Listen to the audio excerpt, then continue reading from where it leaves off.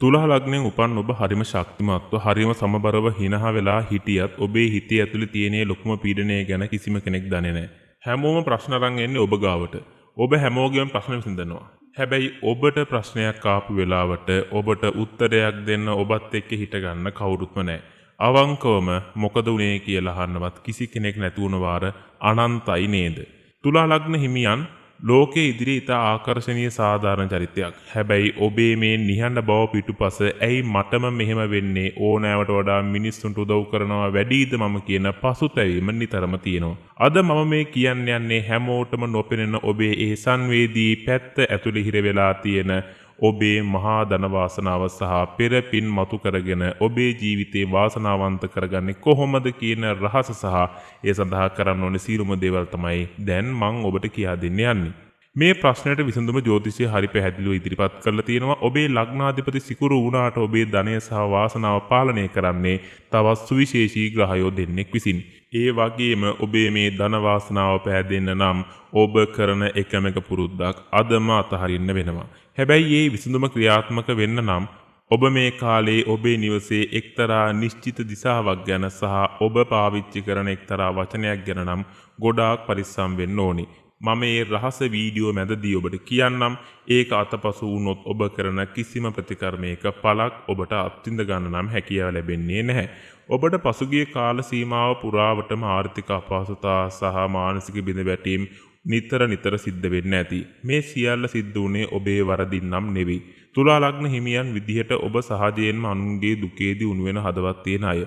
පසුගිය කාලයේ ගුරු සහ ශනිගේ යම් ගෝචර බලපෑම් නිසා ඔබ කොතරම් මහන්සි වුණත් අත ළඟට එන දේ නැත්නම් අපි කියනවා අතට ගත්ත දේ කටට දාගන්න බැරි වෙන්න ඇති. මෙන්න මේ වගේ හැඟීමක් ඔබට තාමත් දැනෙනවාද?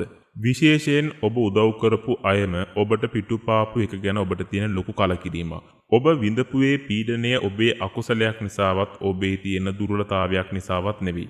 ඒක ග්‍රහ මාරුවීම එක්ක ඔබේ ඉවසීම පරීක්ෂා කරන්න කරපු කාලයක් විතරයි.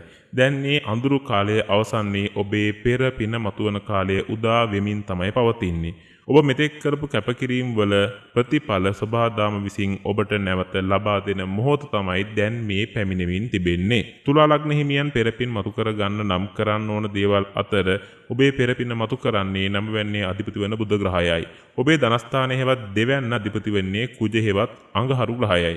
මේ දෙදෙනාගේ ශක්තිය අවදි කරන්නේ නැතුව ඔබට ධන වාසනාව ලබා ගන්න නම් ඇත්තටම අමාරුයි. බුධ ග්‍රහයා බලවත් කරගන්නේ කොහොමද? සෑම බදාදා දිනයකම උදේ වරුවේ කොළ පැහැති ඇඳුමක් ඇඳීම හෝ කොළ පැහැති ලේන්සුවක් ළඟ තබා ගැනීමට උත්සාහ කරන්න. ඔබට මේ දෙකම බැරි නම් කොළ වර්ණයේ යුක්ත මොනවා හෝ දේවල් ටිකක් ඔබ ළඟ තබා ගැනීම අනිවාර්යෙන් කරන්න. ඔබේ නිවසේ ඊශාන දිශාව නිතරම පිරිසිදු තබා ගන්න. ඊශාන දිශාවේ මුකුත් ඔබ බඩු අහුරලා තියන්නත් එපා. ඒ වගේම තමයි කුණු කසල තබන්නත් එපා. ඔබේ වාසනාව ගලා එන්නේ එතනින්. සිකුරු ග්‍රහයා බලවත් කර ගැනීමත් ඔබ අනිවාර්යයෙන්ම කළ යුතු වෙනවා. සිකුරු කියන්නේ සුන්දරත්වය සහ සැප සම්පත් වලට අධිපති ග්‍රහයා. ඔබ කොතරම් වැඩ රාජකාරි මැද හිටියත් පිරිසුදුව සහ පිළිවෙලට එන්න නිතරම උත්සාහ කරන්න. විශේෂයෙන්ම සුවඳ විලවුන් වර්ග භාවිතා කිරීම මගින් ඔබේ ආකර්ශනීය බලය සහ ධන වාසනාව වැඩි කරගන්න ඍජුවම බලපානවා. ඒ වගේම ඔබ අද ඉඳලා කරන්න ඕනේ ප්‍රායෝගික වෙනස්කම් ටිකක් තියෙනවා. ඔන්න මම දැන් ඒ ගැන තමයි කියන්න හදන්නේ. අද සිට අනිවාර්යයෙන් මේ දේවල් කරන්න. සෑම දිනකම උදෑසන අවදි වූ සැනින් වීදුරුවකට වතුර අරගෙන ඒ දෙස බලා මගේ පෙරපින් මතුවී මට අද දිනේ සියලු සැප සම්පත් ගලා ඒවා කියන ප්‍රාර්ථනාව තෙවරක් පවසන්නේ වතුරකට. ඊට පස්සේ වතුර එක පානය කරන්න. මෙන්න මේ ප්‍රතිකර්මය ඔබේ බලවත් මනස අවදි කරන්න ප්‍රබලවම බලපානවා.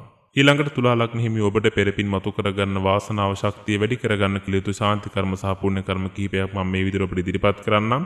තුලා ලග්නයට වඩාත් ගැළපෙන පෙරපින් මතු කරන පින්කම් විදිහට පෙනීම දුර්වල අයට අන්ධ පුද්ගලයින්ට ආහාර වේලක් හෝ ඔවුන්ට අවශ්‍ය කරන උපකාරයක් කරන්න. මේ බුධ සහ සිකුරු යන ග්‍රහයන් දෙදෙනාම සතුටු කරන මහා පින්කමක් විදිහට දක්වන්න පුළුවන්. ඒ වගේම ඔබ සතුන්ට කරුණාව දැක්වීමත් අනිවාර්යයෙන්ම කළ යුතුයි. වීදි සුනකේන්ට හෝ කුසගන්නේ සිටින සතුන්ට බදාදා දිනයක හෝ සිකුරාදා දිනයක කිරි හෝ කිරිවලින් හදපු ආහාර වර්ගයක් ලබා දෙන්න. මෙයත් ඔබට බලවත් ශාන්ති කර්මයක් විදිහට දක්වන්න පුළුවන්. ඒ වගේම ආගමික වතාවත් විදිහට සිකුරාදා දිනයක ඔබට මහා ධන වාසනාවක් පහළ වෙන්න කියලා ප්‍රාර්ථනාව කරලා ඉවර වෙලා අදිෂ්ඨාන කරලා ඉවර වෙලා ඒ මල් ටික පූජා කරන්නේ මල් වට්ටිය පූජා කරන්න. මෙම ප්‍රතිකර්මයත් මෙම ශාන්ති කර්මයත් ඔබේ ජීවිතේ වාසනාවන්ත කරවන්න ඔබේ ඒ සැඟවී තිබෙන මහා ධනයෝගය පහළ කරවන්න ප්‍රබල විදිහටම බලපාන ශාන්ති කර්මයක් විදිහට මට දක්වන්න පුළුවන් නිසා අනිවාර්යයෙන් මේ දේවල් ටික කරන්න.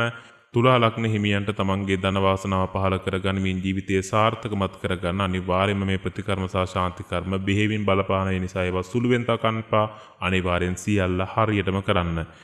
ඉතින් තුලා ලග්න හිමියනි ඔබ උපතින්ම ආවේ මේ ලෝකයේ සමවර කරන අනුන්ට සෙද සලකන උදාර ගතියකින් යුතුව. ඒ නිසාමයි ඔබට සමහර වෙලාවට තනි වුණා වගේ හැඟීමක් දැනෙන්නේ. හැබැයි මතක තබා ගන්න ඔබ කිසිම වෙලාවක තනි වෙලා නැහැ. විශ්වයේ සියලු ශක්තියින් ඔබේ යහපත් ක්‍රියා දිහා බලාගෙන සිටිනවා සහ හරිම වෙලාවේදී ඔබට පිහිට වෙන්නත් බලාගෙන ඉන්නවා.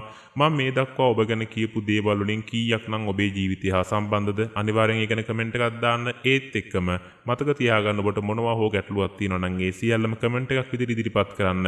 අනිවාර්යෙන් මම පෞද්ගලිකව ඒ කමෙන්ට් සියල්ලම කියවනවා සහ ඔබ වෙනුවෙන් වෛදික ජ්‍යොතිෂ ශාස්ත්‍රයට අනුව කරන්න ඕනේ ශාන්ති කර්ම තියෙනවා නම් කරන්න ඕනේ ප්‍රතිකර්ම තියෙනවා නම් මේ සියල්ල මම ඔබ වෙනුවෙන් ඉදිරිපත් කරන නිසා දෙපාරක් හිතන්න එපා. ඔබට තියෙන ඕනෑම ගැටලුවක් කමෙන්ට් එකක් විදිහට අපිට එවන්න. අපි මේ සියල්ල කියවා ඔබේ ජීවිතයේ ඉදිරියට තවත් හොඳින් ගත කරගන්න අදට වඩා හොඳ හෙට දවසක් ඔබට ලබා ගන්න අවශ්‍ය කරන සියලුම මඟ පෙන්වීම කරනවා.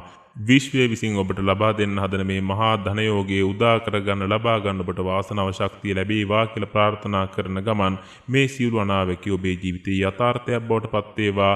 ඔබේ හෙට දවස අදට වඩා සුබ වේවා, යහපත් වේවා. ඔබේ සියලුම සිතුම් පැතුම් බලාපොරොත්තු සාර්ථකම සඵලමත් භාවයටම පත් වේවා.